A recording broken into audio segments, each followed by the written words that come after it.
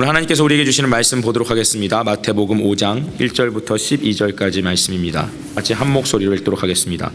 예수께서 무리를 보시고 산에 올라가 앉으시니 제자들이 나아온지라 입을 열어 가르쳐 이르시되 심령이 가난한 자는 복이 있나니 천국이 그들의 것이며 애통하는 자는 복이 있나니 그들이 위로를 받을 것이며 온유한 자는 복이 있나니 그들을 땅을 기업으로 받을 것이며 의에 줄이고 목마른 자는 복이 있나니 그들이 배부를 것이며 긍휼히 여기는 자는 복이 있나니 그들이 긍휼히 여김을 받을 것이며 마음이 청결한 자는 복이 있나니 그들이 하나님을 볼 것이며 화평하게 하는 자는 복이 있나니 그들이 하나님의 아들이라 일컬음을 받을 것이며 의를 위하여 박해를 받은 자는 복이 있나니 천국이 그들의 것임이라.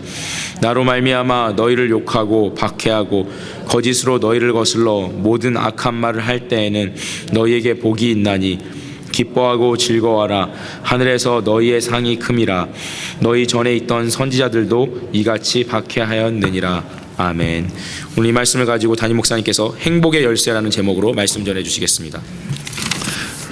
성지순례 은혜 가운데 잘 다녀왔습니다. 그런데 가 있는 동안에 내내 마음에 좀 부담이 있었어요. 그게 뭐냐면 예전에 기억하신지 모르겠지만 제가 설교할 때 성지순례를 갔다 오면 제 설교가 또 다른 차원으로 발전하게 될 것 같습니다. 그랬는데 그 약속을 지킬 수 있을까 노심초사하느냐고 마음고생을 좀 했습니다.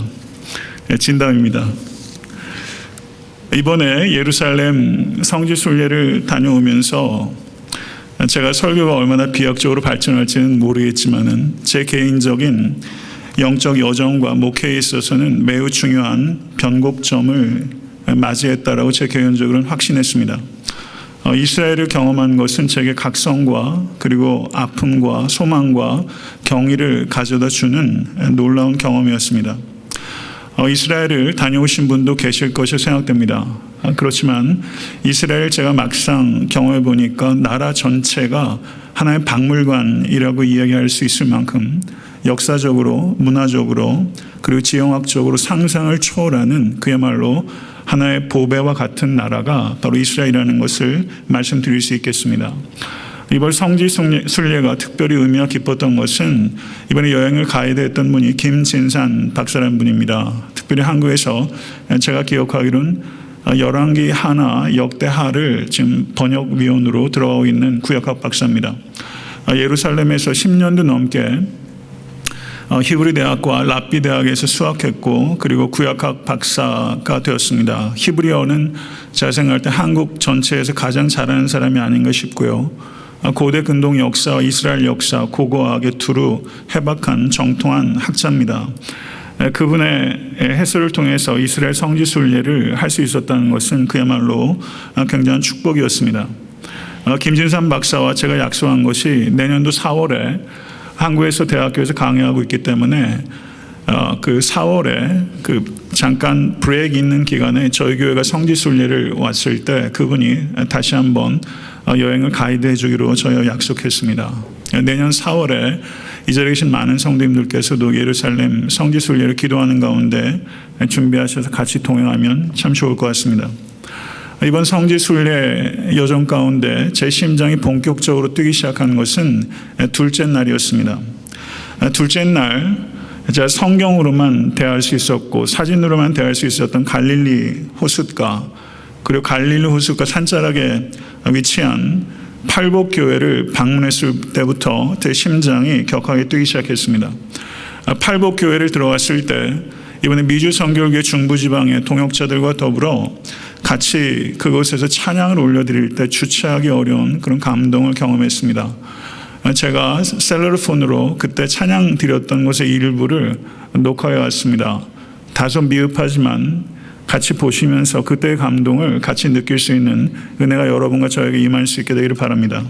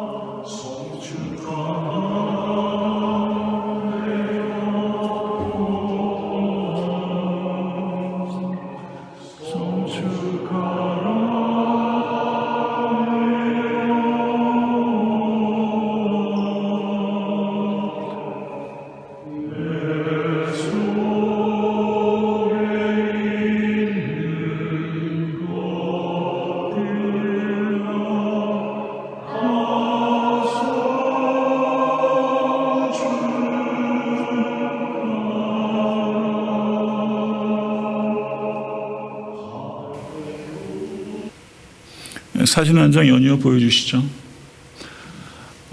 조금 전에 저희가 찬양드렸던 팔복교회를 나오자마자 갈릴리 호수입니다. 갈릴리 호수를 가보니까 그 맞은편 전체가 다 눈에 들어오더라고요. 그 예수님께서 배를 타고 건너편으로 가자 했을 때 사람들이 예수님께서 가시는 게 다 보이는 거예요. 그래서 오병이의 기적을 행하시고 예수께서 다시 건너편으로 가실 때 사람들이 예수를 따라서 계속 뛰어올 수 있는 것이 가능하구나라는 것을 제가 갈릴리 호수 보면서 경험했습니다.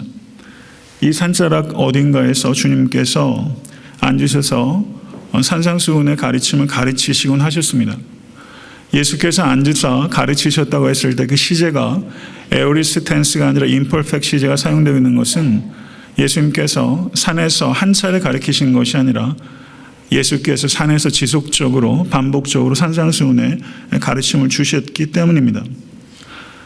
저는 지금 영상을 보면서도 가슴이 뜁니다. 여러분들께서 얼마나 이 영상을 통해서 가슴이 뛰는지 저는 모르겠습니다. 그렇지만 팔복교회에서 우리 사랑하는 중부지방의 교육자들, 특별히 작은 교회를 섬기며 생존조차 위협받고 있는 목회적인 상황 속에서 좁은 길을 걸어있는 동료 교육자들과 같이 찬양을 드리면서 부디 이 자리에 있는 모든 목회자들이 한 사람도 나고 없이 끝까지 좁은 길 다 달려갈 수 있게 해달라고 간절히 빌고 또 빌었습니다. 그래서 제가 팔복교회를 나오면서 이번에 교회로 돌아가게 되면 팔복에 대해서 강의하겠다고 제가 결정하게 된 것은 지극히 자연스러운 일이었습니다. 그러나 팔복을 주일에 한 차례 약 40분 안팎의 시간 동안에 그 내용을 전체를 강의한다는 것은 자연스러운 일이 아닙니다. 이것은 매우 무리한 일입니다. 그래서 오늘 설교의 목적은 팔복의 구체적인 내용들을 깊이 있게 강의하는 것이 아니라 팔복의 말씀을 전체적으로 간결하게 조망하는 것을 목표로 말씀을 증거하고자 합니다. 성도 여러분, 산상수훈의 가르침은 예수 그리스도의 가르침의 본질입니다. 신앙인이 어떻게 살아야 되는지 믿음과 삶의 본질을 가르치고 있는 것이 산상수훈입니다. 그리고 산상수훈으로 들어가는 관문이 바로 마태복음 5장 1절에서 12절을 차지하고 있는 우리 주 예수 그리스도의 팔복입니다. 산상수훈이 예수 그리스도의 가르침의 본질이라면 팔복은 산상수훈의 본질에 해당하는 것입니다. 그렇기 때문에 팔복은 우리 주 예수 그리스도의 가르침의 본질 중에 본질이라고 할 수 있는 것입니다. 이 가르침 앞에 겸손하실 수 있는 여러분과 제가 될 수 있게 되기를 간절히 축원합니다. 팔복 중에서 반복되고 있는 복이 있나니라는 말씀은 마카리오스라는 형용사입니다. 이 단어가 의미하는 바로서의 복은 우리에게 일어나는 어떤 사건과 변화에 의존하는 복이 결코 아니라는 것입니다. 환경이 가져다주는 복이나 환경이 빼앗아가는 복이 아니라 마카리오스의 이 축복은 환경을 초월하는 축복, 그리고 세상적인 기준으로 보게 되면 세상 기준과 모순되고 충돌되는 축복입니다. 이 초월적인 축복이 우리에게 주어지게 된 것입니다. 심령이 가난한 자가 복이 있다라는 주님의 가르침은 이 팔복이 결코 만만치 않다는 것을 우리에게 암시합니다. 세상적인 기준으로 보면 팔복을 갖춘 사람은 박복한 사람이라고 할 수 있습니다. 손색이 없습니다. 그러나 팔복은 그렇기 때문에 역설적인 축복이라고 할 수 있는 것입니다. 팔복의 내용을 주의 깊게 살피게 되면 어느 하나도 우리 개인의 소유와 성취와 관계된 것이 없다는 것을 우리는 주목하게 됩니다. 팔복의 사람이 된다는 것은 곧 우리 주 예수 그리스도의 성품을 갖춘다는 것이고, 팔복의 삶을 살아간다는 것은 그리스도께서 걸어가신 길을 따라간다는 것을 의미하는 것입니다. 성도 여러분, 예수 그리스도를 닮고 예수 그리스도께서 걸으셨던 길을 걷는 것이 참된 축복이요 행복이라는 것입니다. 이 사실을 진실로 받아들이고 계십니까? 참된 행복의 첫 번째 열쇠는 심령이 가난한 자가 되는 것입니다. 누가복음 6장 20절은 좀 더 충격적이고 적나라하게 표현하고 있습니다. 심령이라는 말을 빼고 있습니다. 가난한 자가 복이 있나니. 하나님의 나라가 너희 것이며. 믿으십니까? 가나안이라고 번역된 헬라어는 푸토코스라는 단어입니다.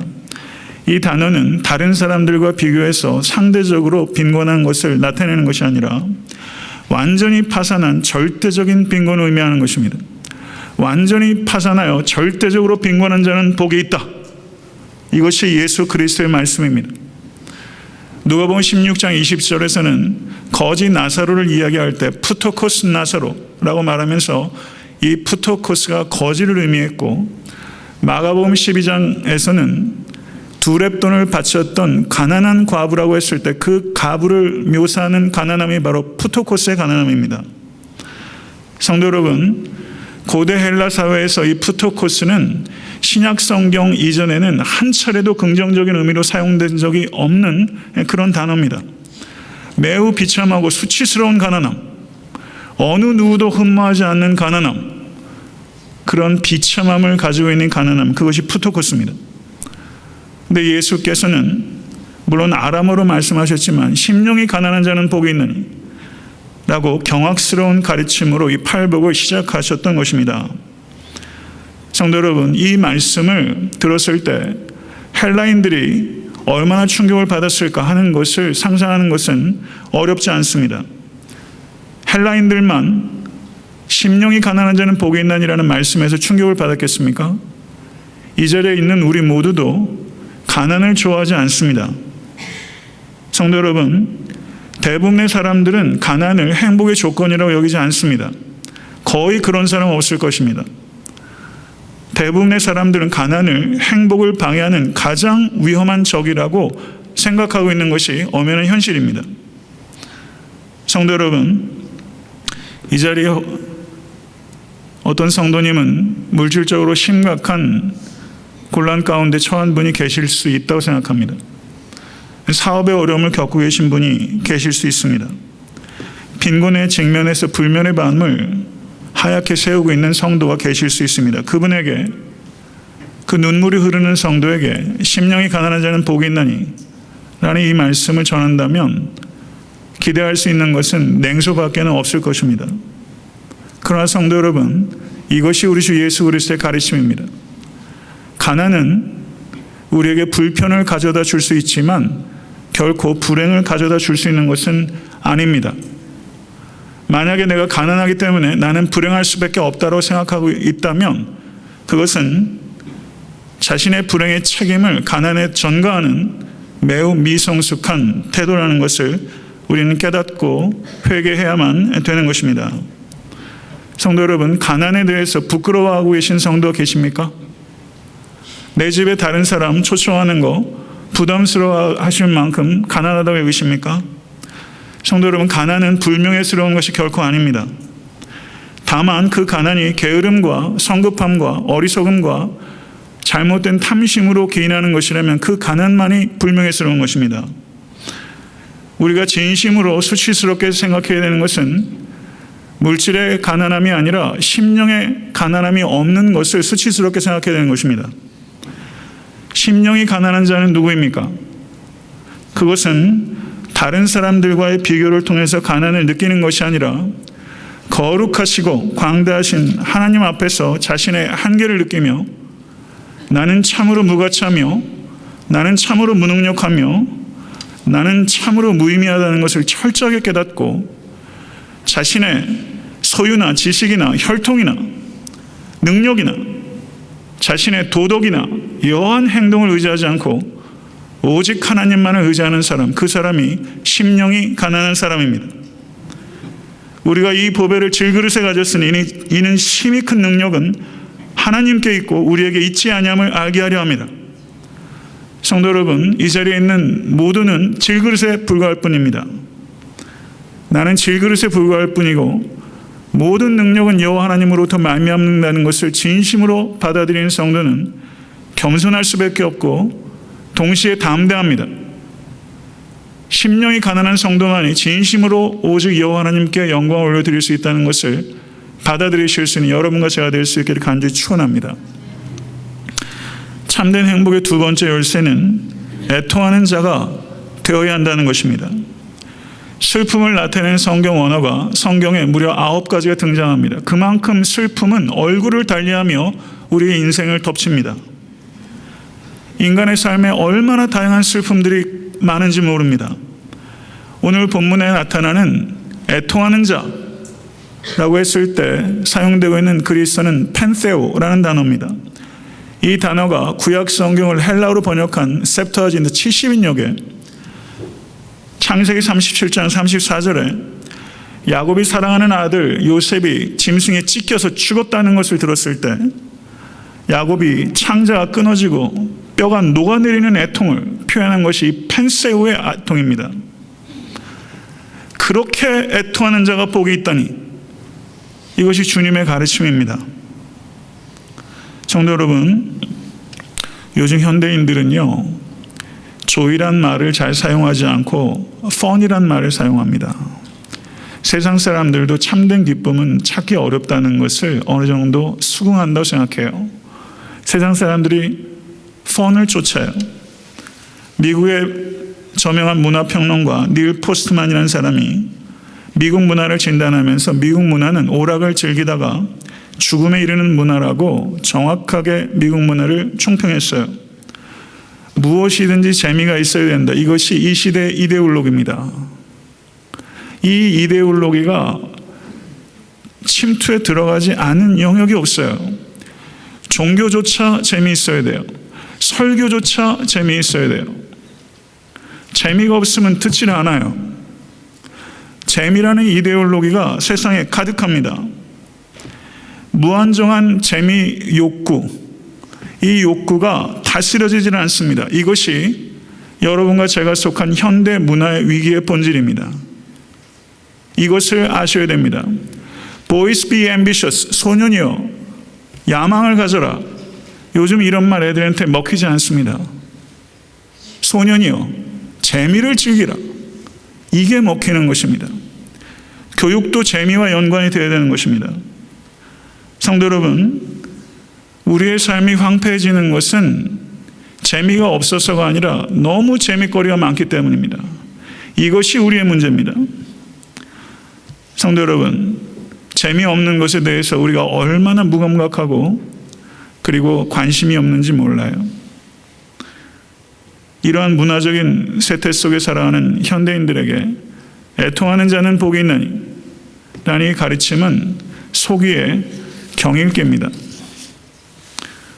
그러나 성도 여러분, 애통함이 회복되지 않으면 희망은 회복되지 않습니다. 여러분과 저의 눈에, 교회의 눈에 눈물이 회복되지 않으면 죽음밖에는 없는 것입니다. 한국의 한 신학교가 그 대학 교수라는 사람이 견인 교수가 제가 아는 사람입니다. 저보다 3살 정도 아래입니다. 독일에서 신학 박사를 했어요. 어려운 시간 강사, 견인 교수 하다가 상상하기 어려운 폐악질을 했습니다. 성도 여러분, 눈물이 회복되지 않으면 신학자도 죽습니다. 쓰레기만 남습니다. 눈물이 흘러야 우리의 각막에 영양소와 산소가 공복이 되고 그리고 바이러스가 들어오면 물리칠 수 있는 항균 작용을 일으키는 것입니다. 눈물이 없는 눈은 눈이 아닙니다. 먼저 우리는 자기 자신의 죄와 자기 자신의 고통에 대해서 눈물을 흘릴 수 있어야 됩니다. 하나님께서는 자신의 죄로 인해서 울고 자신의 고통으로 인해서 우는 눈물을 보시고 씻어주십니다. 죄로 인해서 회개에 눈물 흘렸던 다윗의 눈물을 씻겨주셨고 아이를 낳지 못해서 고통 가운데 슬퍼하는 한나의 눈물도 씻어주셨습니다. 죄로 인해서 회개하고 아픔으로 인해서 고통당하며 흘린 눈물을 하나님께서 기억하시고 슬픔이 변하여 춤이 되게 하신다고 약속하셨습니다. 또한 타인의 죄와 고통에 대해서 눈물을 흘릴 수 있어야 됩니다. 이 땅에 가득한 죄와 무너진 공의에 대해서 가슴을 찢으며 눈물을 흘리는 사람이 나와야 됩니다. 바사의 수상궁에서 느헤미야는 떵떵거리며 살 수 있었습니다. 다른 사람들로부터 성공한 인생이라고 인정받으며 자기 인생, 자기 배를 위하여 얼마든지 살 수 있었습니다. 그렇지만 그는 몸은 바사의 수상궁에 있었지만 그의 눈은 황폐한 예루살렘에 있었고 예루살렘의 황폐한 소식을 들었을 때 그는 슬퍼서 금식했고 기도했으며 삶을 기꺼이 헌신해서 바산궁을 떠났던 것입니다. 성도 여러분, 우리는 주님의 사랑에 눈물 흘려야 합니다. 주님의 사역을 감당하며 눈물 흘려야 됩니다. 누가복음 7장에서 죄인이었던 여인, 그 여인은 아마 창녀였을 것입니다. 마음의 샘이 터져서 예수 그리스도의 발을 눈물로 다 적실 만큼 그는 주님의 사랑에 감격하여 울었습니다. 언제 그렇게 울어보셨습니까? 사도행전 20장 31절에서 내가 3년이나 밤낮 쉬지 않고 눈물로 각 사람을 훈계하던 것을 기억하라.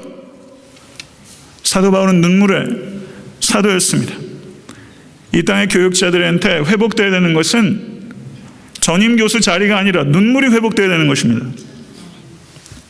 눈물을 흘리며 씨를 뿌리는 자는 기쁨으로 거두게 되리라. 이 말씀을 우리는 믿어야 합니다. 이 말씀을 믿을 뿐만 아니라 경험해야 합니다. 이것을 경험할 수 있는 여러분과 제가 될 수 있게 간절히 축원합니다. 참된 행복의 세 번째 열쇠는 온유한 자가 되어야 한다는 것입니다. 많은 사람들이 온유하면 손해본다고 생각해요. 온유한 게 약하다고 생각해요. 교통사고 나면 소리부터 지르라는 얘기 저 많이 들었어요. 미국에 오니까. 욕은 미국말로 하면 실감이 잘 안 나니까 한국말로 욕하라고. 그러면 토한다고. 그러더라고요. 온유하면 손해본다고 생각해요. 온유하면 약한 것이라고 생각해요. 그러나 온유한 게 강한 것입니다. 그래서 온유한 자가 복이 있나니 땅을 차지할 것이라고 주님께서 말씀하셨습니다.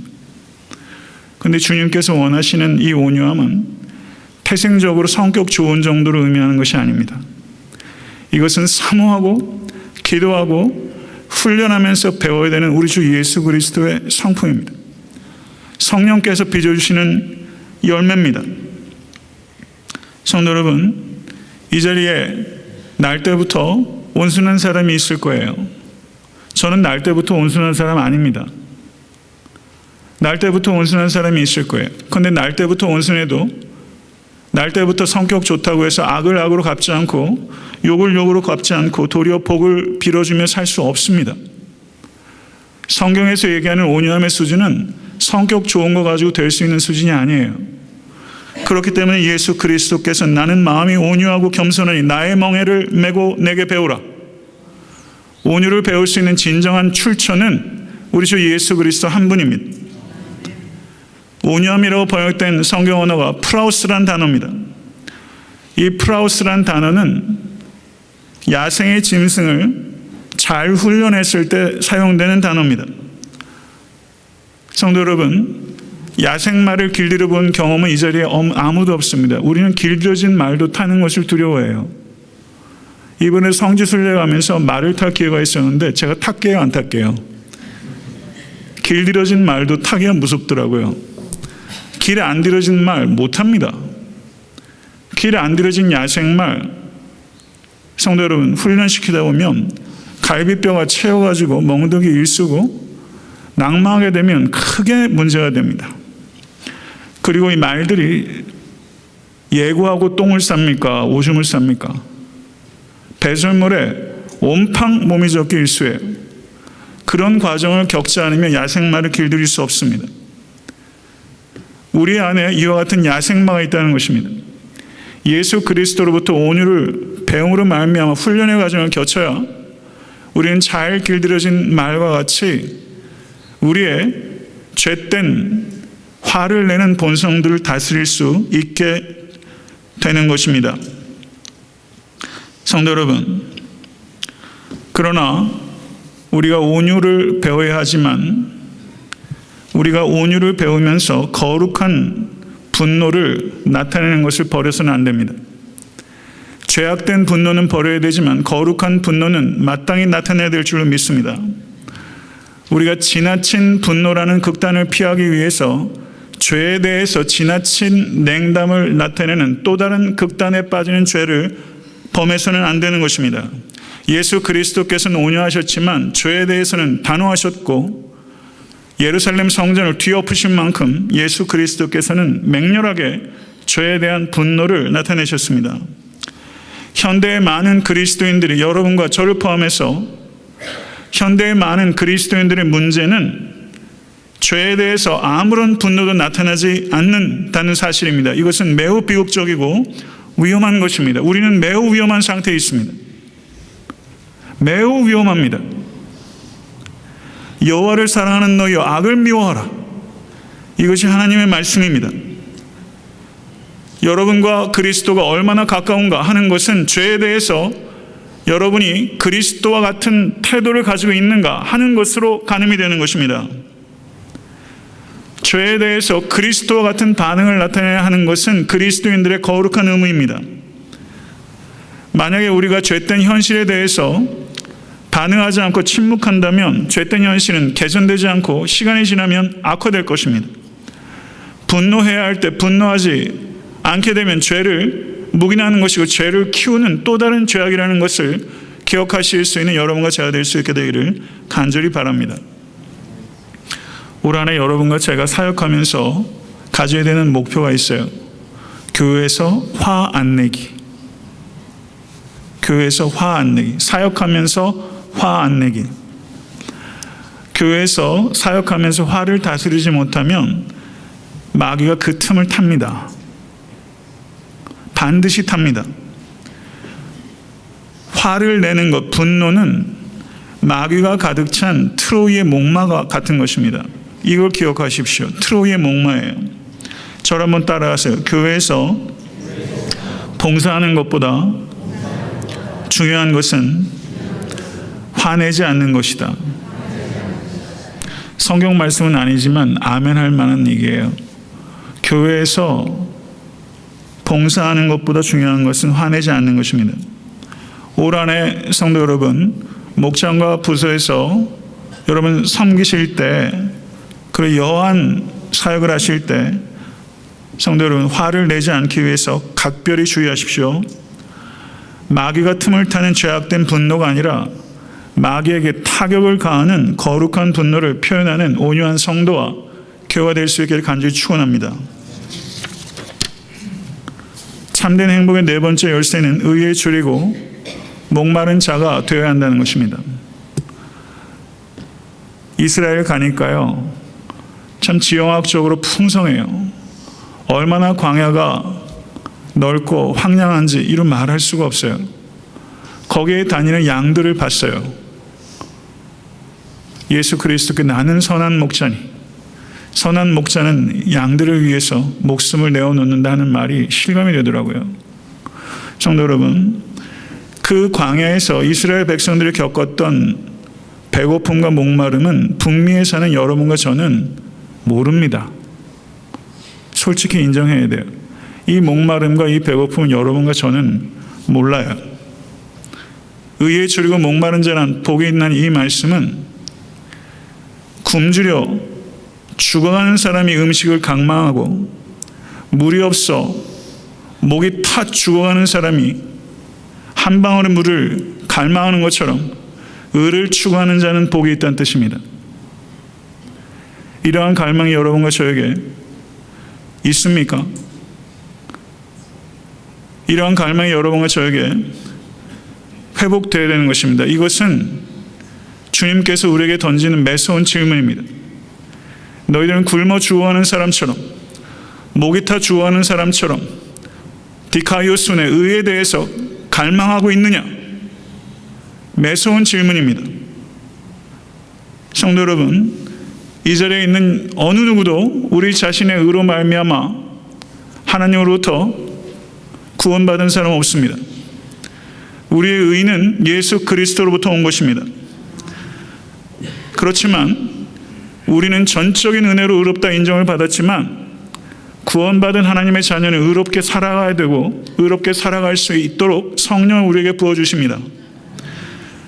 여러분과 제가 온전하게 의롭게 살아가지 못하고 있는 이유는 우리가 의롭게 살고자 하는 갈망이 부족하기 때문입니다. 그렇기 때문에 우리가 의롭게 살아가지 못하는 것입니다. 고전 헬라어에서 배고프다, 목마르다 라고 번역되고 있는 이 동사는 헬라어 동사 가운데는 어떤 경우에는 목적어를 목적격으로 취하지 않고 소유격으로 취하는 경우가 있어요.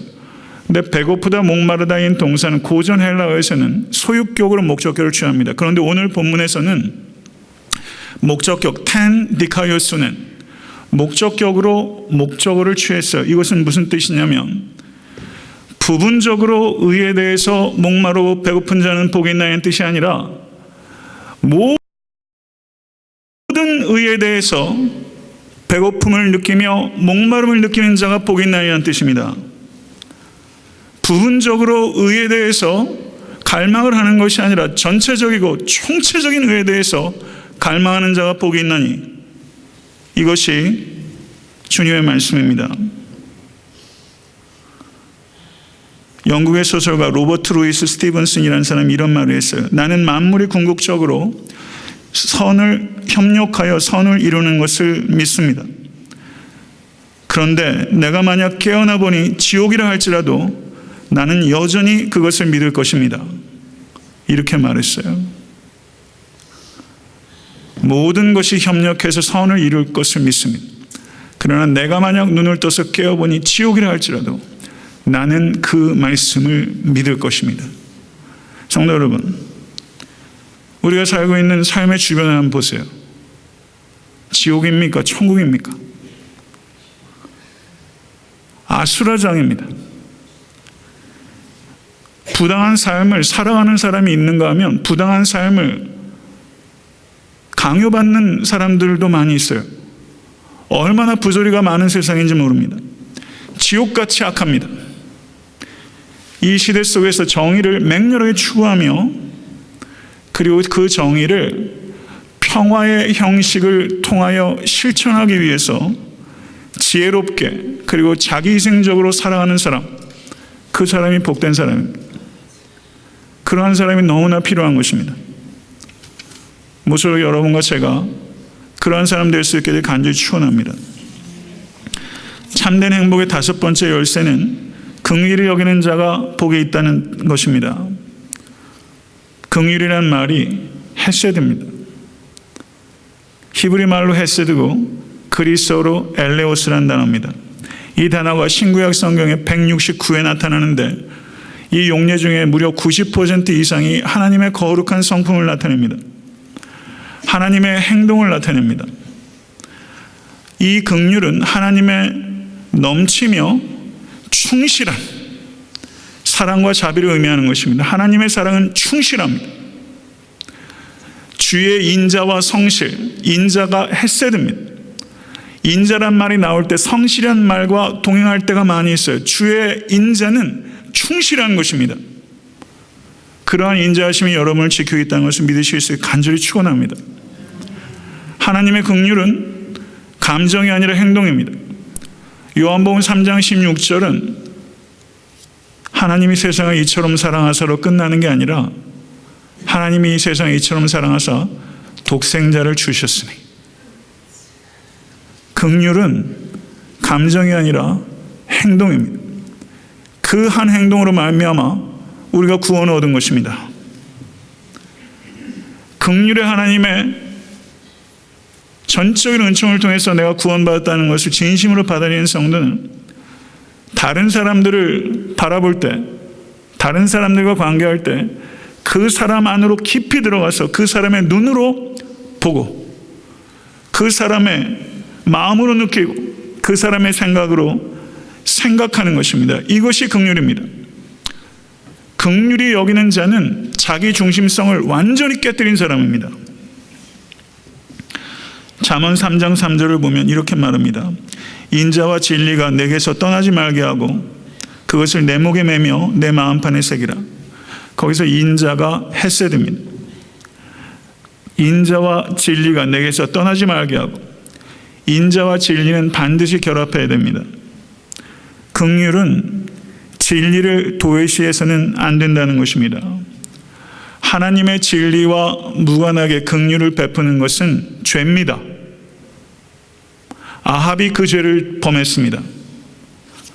성도 여러분, 긍휼은 진리를 통해서 방향을 얻고 진리는 긍휼을 통해서 온기를 얻어야 됩니다. 긍휼하기도 어렵고 진실하기도 어렵습니다. 이 두 가지를 결합시키는 것은 참으로 어려운 것입니다. 그러나 성도 여러분, 이 두 가지를 결합하는 것이 하나님의 뜻이고 그렇게 할 수 있도록 성령을 우리에게 부어주신 것을 믿으실 수 있게 간절히 바랍니다. 긍휼을 얘기하면서 인류애를 이야기하는 사람이 있어요. 그런데 주님께서 내 인류를 내 몸같이 사랑하러 가르치지 않으셨어요. 내 이웃을 내 몸같이 사랑하러 가르치셨어요. 기독교인들이요, 인류 타령해요. 그리고 내 옆에 있는 이웃에 대해서 냉담하기로 말할 수 없어요. 역겨운 것입니다. 내 이웃을 사랑하고 또 사랑하고 또 사랑함이 되면 그것이 인류애까지 확장되는 것입니다. 인류를 사랑하자고 열을 올리기 전에 이웃을 사랑하십시오. 이웃을 사랑하기 전에 성도를 사랑하십시오. 성도를 사랑하지 않으면서 어떻게 교회 밖에 이웃을 사랑할 수 있으며, 성도를 사랑하지 못하면서 어떻게 원수를 사랑합니까? 모쪼록 애타한테 섬기는 교회가 이웃사랑과 원수사랑의 전초기지가 될 수 있게 간절히 축원하고요. 가장 사랑하기 어려운 성도를 사랑하기, 이것이 여러분의 2016년도의 목표가 될 수 있게 간절히 축원합니다. 참된 행복의 6번째 열쇠는 마음이 청결한 자가 되는 것입니다. 카타로스라는 형용사입니다. 이것은 섞임이 없는, 흠이 없는, 이물질이 없는 이라는 형용사입니다.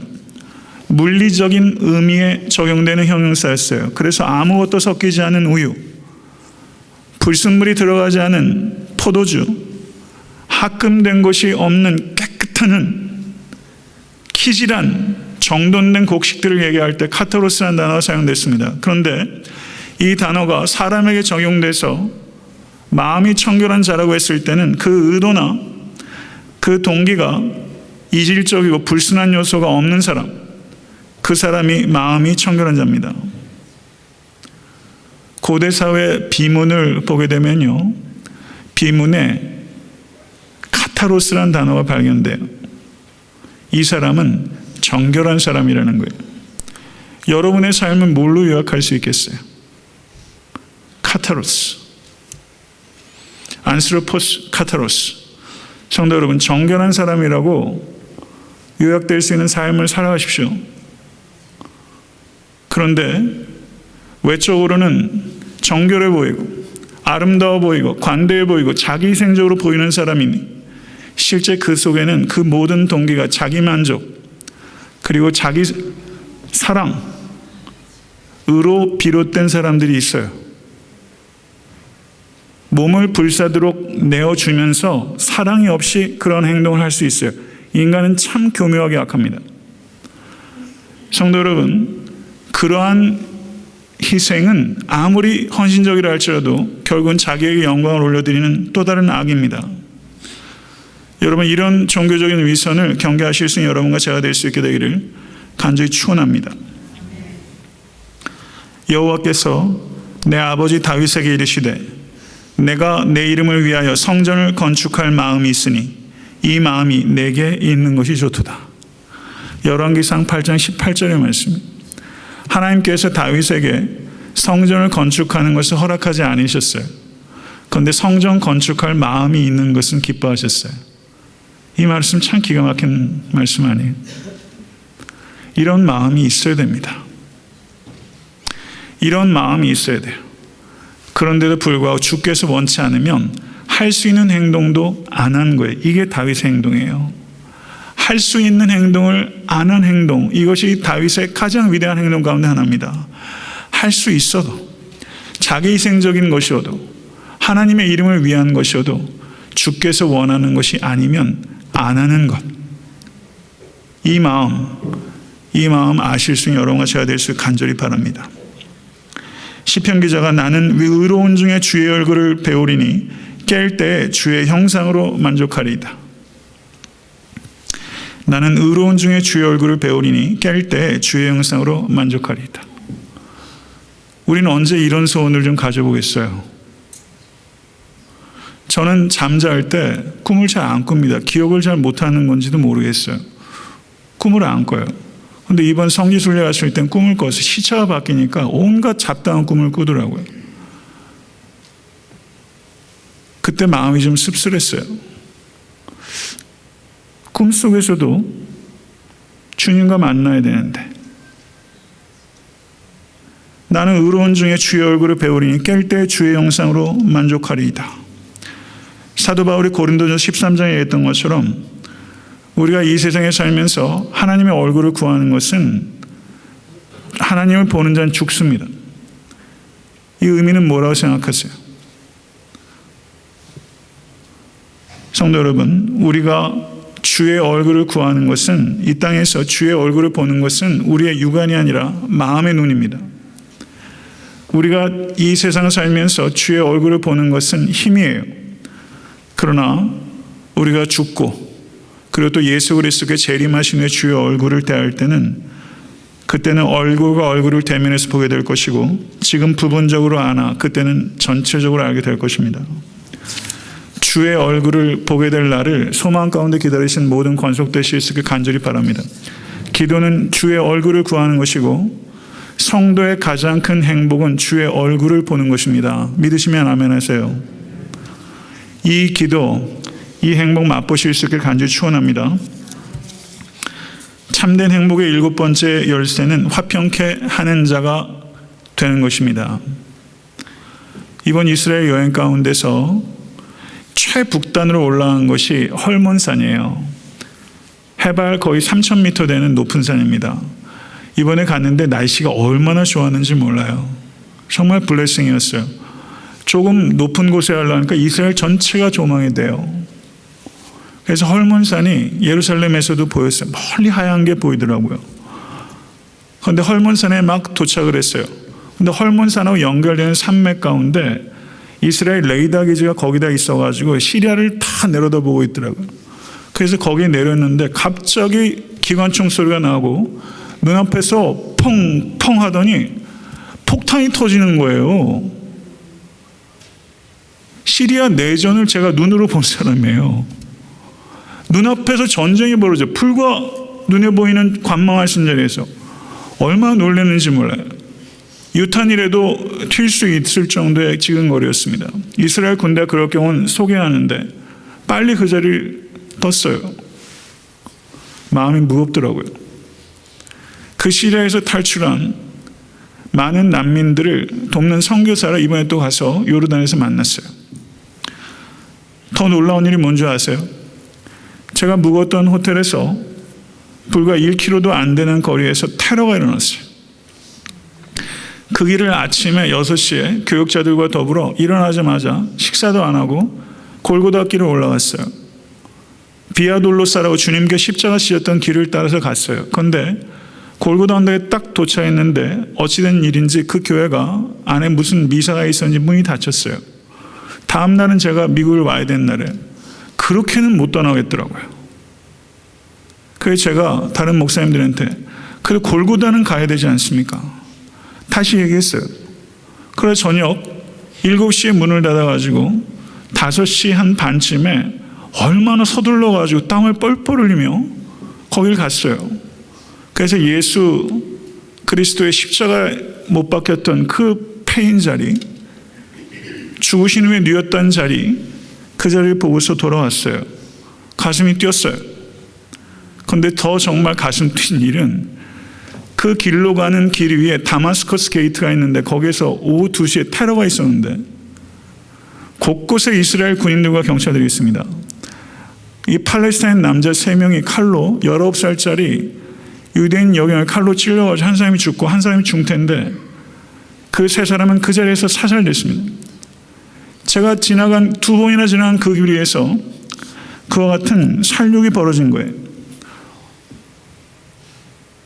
저는 그와 같이 지근에서 전쟁이 벌어지고 지근에서 살인과 그리고 사살이 벌어진다는 것에 대해서 놀랐는데 더 놀란 것은 그 일이 골고다 가는 길 위에서 벌어졌다는 사실입니다. 주님께서 이 땅에 골고다 위로 오신 것은 화평을 가져다 주시기 위함입니다. 평안을 너희에게 끼치노니 곧 나의 평안을 너희에게 주노라. 이 주님께서 가져다 주신 평안은 전쟁이 멎거나 전쟁이 없는 상태를 얘기하는 정도가 아니라 완전한 평화, 완전한 복지, 완전한 행복입니다. 그것이 샬롬이고 그것이 에이르입니다. 이것을 우리에게 가져다 주셨습니다. 이 평화를 가져다 주시기 위해서 주님께서 골고다에 달리셨는데 골고다로 가는 길에 그와 같은 사륙이 벌어진 것입니다. 제 마음이 복잡하게 이루 말할 수가 없었어요. 예루살렘 성전에서 들어가니까 올드 시티가 4분이 돼 있어가지고 유대인 섹션, 크리스천 섹션, 무슬림 섹션, 또 아르메니안 정교회 섹션이 다 나뉘어 있어요. 유대인들에게 선교를 하는 제 고등학교 동창을 만났어요. 태권도 사범인데 오소독스 주이시 자식들 중에서 가출하는 사람들이 그렇게 많대요. 아이들이 언제 어느 순간에 테러에 노출되고 팔레스타인과 유대인들이 살을 섞고 살다 보니까 항상 긴장 상태라 애들이 그렇게 난폭하대요. 성도 여러분, 우리는 평화의 도구로 부름받았습니다. 세상 안에서 평화의 도구가 되도록 부름받았습니다. 교회 안에서 평화의 도구가 되어야 되는 것은 마땅한 것입니다.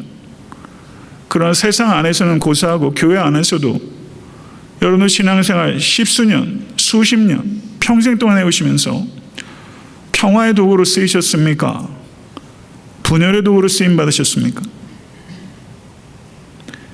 믿는 것들이 더해. 이런 말 얼마나 많이 듣는지 몰라요. 예수 믿는 것들이 더해. 예수 믿는 것들이 더 써. 아닙니까? 예수 믿는 게 더하잖아요. 신학자가 더하잖아요.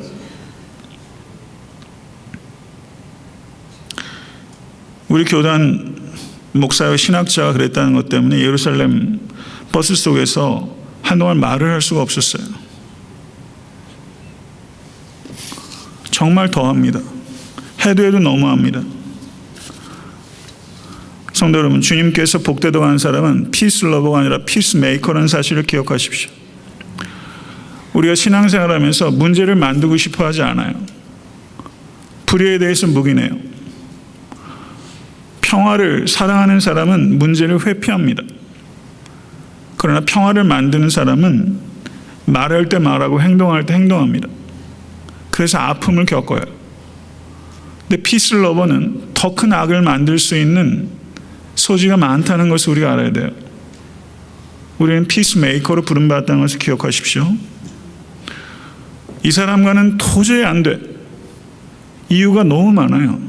100가지 1000가지 이유를 댈 수 있어요. 그런데 갈라서야 되는 이유가 100가지 1000가지가 돼도 갈라서서는 안 되는 한 가지 이유는 남아요. 주께서 갈라서는 것을 원치 않습니다. 그 한 가지 이유는 남아요. 그 한 가지 이유를 진지하게 받아들이십시오. 가정에서 그 한 가지 이유를 지키십시오.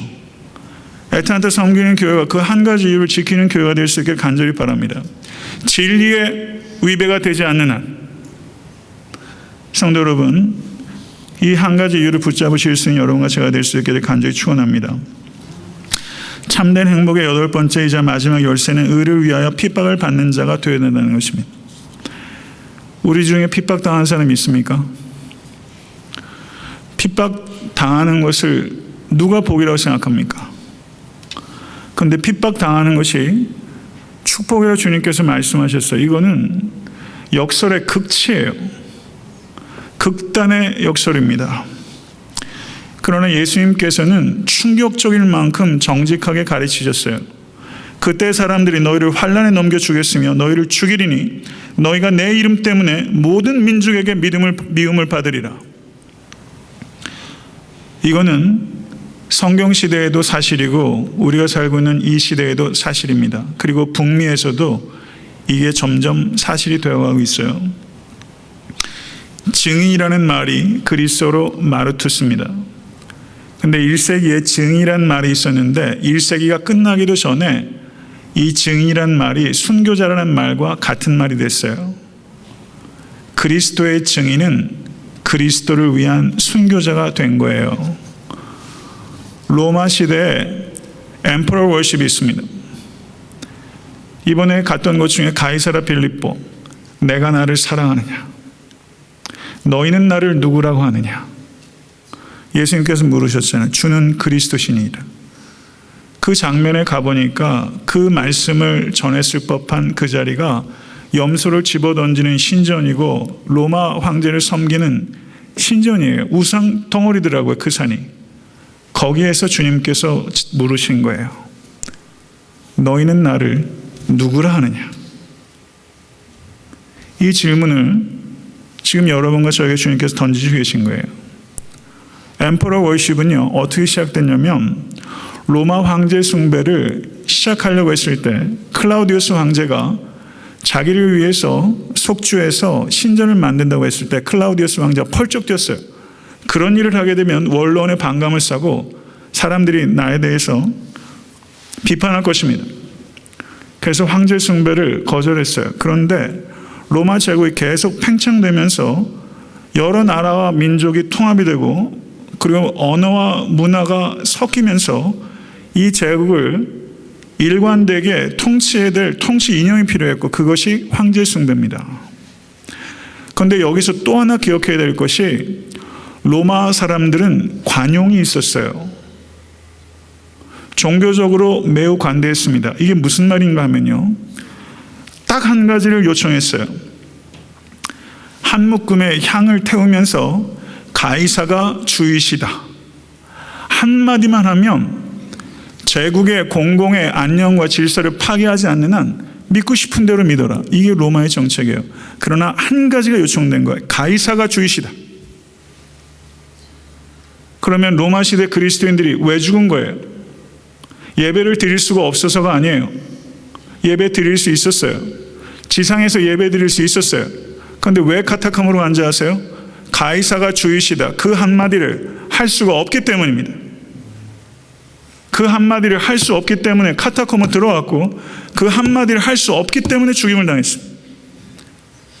십자가에 달려 죽었고 십자가에 달려 죽는 것도 아쉽다고 생각해서 나무로 그 뼈를 다 부순 다음에 십자가에 박았고 십자가에 박은 다음에는 기름칠을 해가지고 로마 거리를 밝히고 심지어 사람을 자루에 넣어가지고 뱀을 집어넣어가지고 바다에 던지기도 했어요. 상상도 못할 박해를 통해서 순교했습니다. 왜요? 가이사는 주가 아니라 오직 그리스도 예수만 주이기 때문입니다. 주를 위해서 핍박을 피하는 것은 성도의 기쁨이 아니라 성도의 수치입니다. 영국에 메리 여왕이 있어요. 메리 여왕은 블러디 메리라는 별명을 가지고 있어요. 얼마나 기독교인들을 박해했는지 몰라요. 혹독한 고문으로 유명한 여왕입니다. 토마스 크랜머 캔터베리 대주교가 이 메리 여왕의 고문에 이 사람이 개신교와의 관계를 끊겠습니다. 나의 개혁신앙을 포기하겠습니다라고 서명해 버렸어요. 그런데 이 토마스 크랜머 캔터베리 대주교가 화형을 직전에 두었을 때 1556년 3월 21일에 저가 회중들을 향해서 이렇게 연설했습니다. 나의 마음의 생각에는 진리와 위배가 되지만 나의 손으로 쓴 것들 그리고 혹시나 나의 생명을 구하기 위해서 죽음의 공포 때문에 쓴 것들을 나는 이 시간 부인하며 단호하게 거부합니다.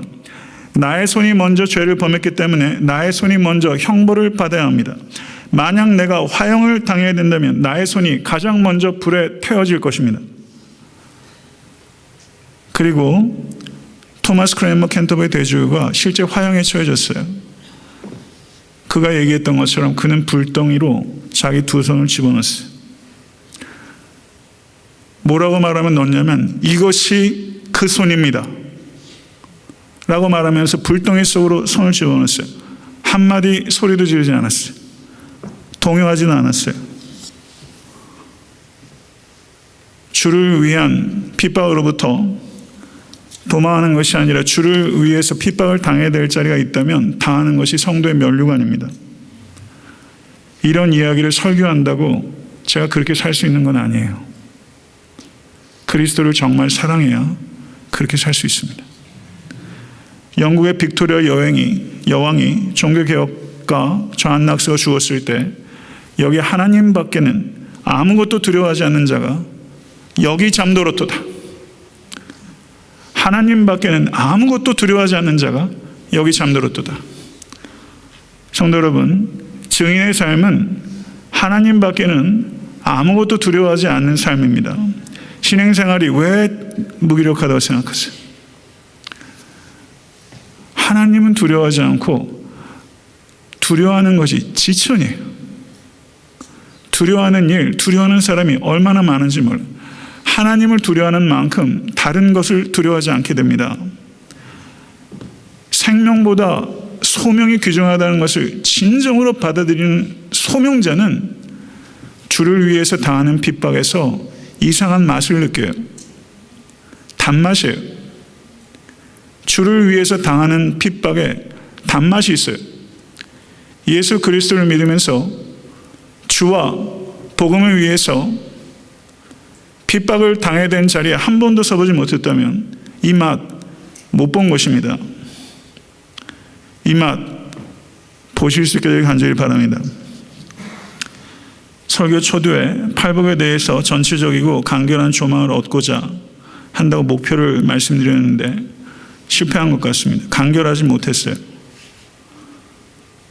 말씀을 맺습니다.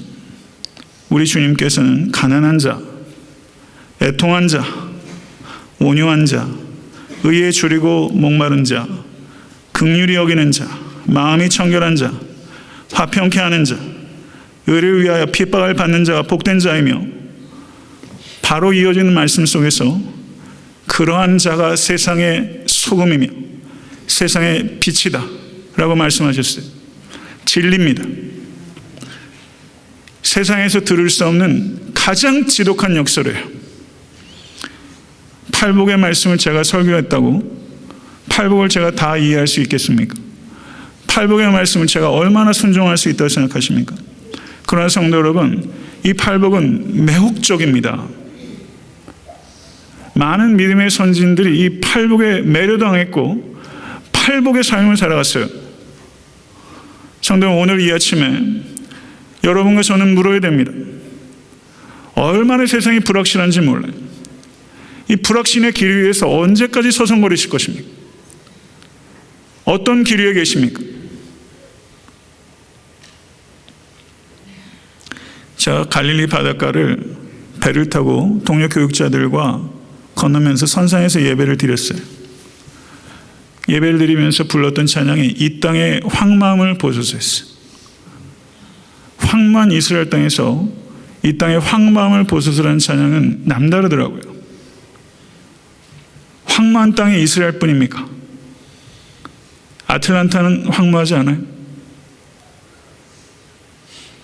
수소폭탄을 터뜨렸느니, 핵실험을 한다느니, 장거리 미사일을 쏘아붙이는 북한과 대치하고 있는 남한과 북한은 황무하지 않습니까? 황무하지 않은 땅이 도대체 어디입니까? 이 땅의 황무함을 보소서. 이 찬양은 정말 우리가 간절한 마음으로 불러야 되는 찬양이고, 여러분의 남은 인생이 부흥의 불씨가 되어야 됩니다. 애타한테 섬기는 교회를 통해서 부흥의 불길이 붙어야 합니다. 그 불길은 팔복의 사람이 될 때 붙습니다. 이 말씀을 진심으로 받아들이시고 그러한 사람이 될 수 있는 축복이 여러분에 임할 수 있게 되기를 우리 주 예수 그리스도는 간절히 축원합니다.